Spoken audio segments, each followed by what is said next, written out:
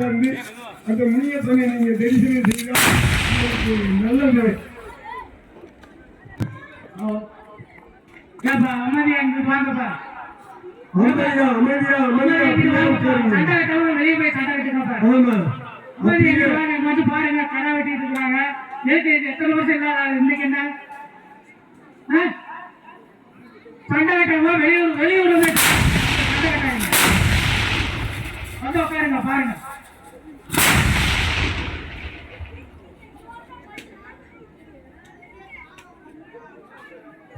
அமைதியா உட்காருங்க சாமி, அமைதியா கருத்துல